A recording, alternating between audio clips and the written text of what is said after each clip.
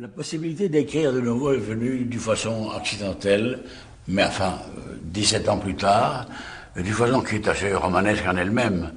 J'étais, à ce moment-là, à l'époque où j'étais clandestin à Madrid, comme dirigeant du Parti communiste espagnol, et il y a eu des arrestations à Madrid à cette époque-là. Très, une série d'arrestations très compliquées dont on ne savait pas exactement jusqu'où elle allait porter, jusqu'où la police avait pris et saisi les fils de l'organisation. Alors il a été décidé, j'étais le responsable maximum à Madrid du PCE espagnol à cette époque-là, nous avons décidé ensemble que quelques dirigeants qui risquaient beaucoup ne sortent pas de chez eux pendant 15 jours, 3 semaines. Le temps de voir, de connaître jusqu'où portait le coup policier, etc., etc. Et c'est qu'un jour, j'étais seul dans l'appartement de fonction, si j'ose dire, du parti le clandestin. J'avais une machine à écrire qui est un instrument de travail du dirigeant politique, du papier blanc, c'est facile, et je me suis mis à écrire un livre qui est Le Grand Voyage, qui est devenu plus tard Le Grand Voyage. Et le livre que je n'avais pas pu écrire 15 ans avant est venu tout seul, à cette époque-là. Je peux le prouver que ce n'est pas une invention de ma part, parce que le manuscrit que je conservais est écrit avec une machine qui n'a pas d'accent circonflexe ni d'accent grave, parce que c'est une machine espagnole.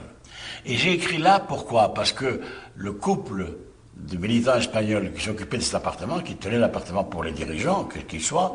Après, bon, il y a eu Julián Grimau qui a été fusillé par Franco, qui a occupé cet appartement.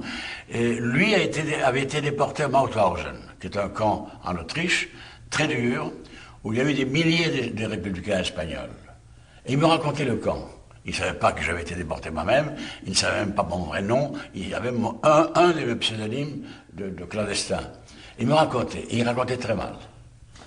Je me suis dit, jamais personne ne comprendra ce que c'est qu'un camp si on écoute parler Manolo Azaustre.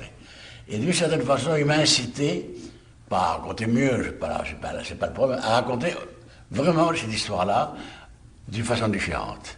Donc je suis redevable à Manolo Azaustre de ce commencement d'écriture.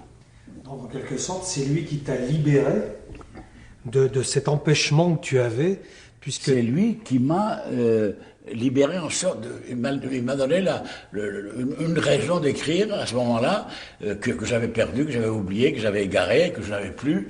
Et il m'a donné la raison d'écrire de nouveau, et en comparaison, c'est-à-dire les défauts de sa narration m'ont permis à moi de réfléchir à comment écrire une chose qui ne soit pas seulement vraie, mais aussi vraisemblable.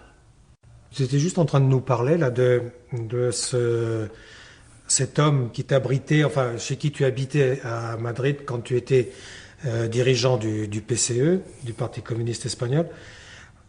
Est-ce que donc la littérature et la politique quelque part s'entrecroisent?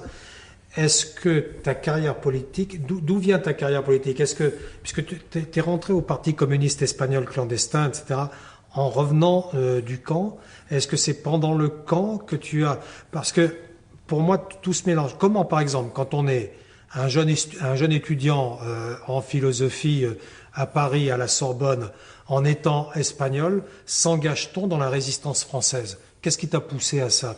Parce que tout ça a ensuite une continuité.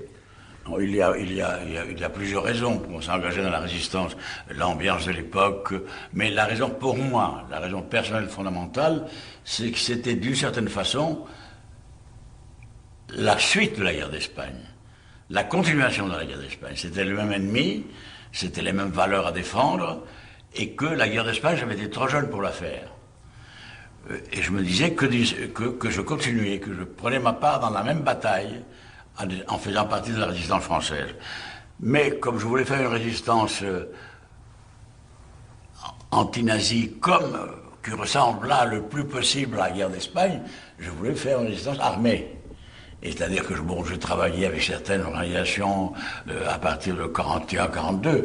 J'ai demandé l'adhésion au Parti communiste espagnol clandestin, et puis le contact a été coupé. Et puis j'ai réussi par un ami français, le fils de Lucien R, le grand normalien de l'école normale, qui a été l'ami de Blum et l'ami de Jaurès, et celui qui a un peu été le cœur de la bataille pour l'affaire Dreyfus, pour l'affaire Dreyfus, pour Dreyfus. Pour continuer à écouter ce livre audio gratuitement, cliquez sur le lien dans la description et vous pourrez l'écouter en entier sans frais grâce à l'essai de 30 jours d'Audible.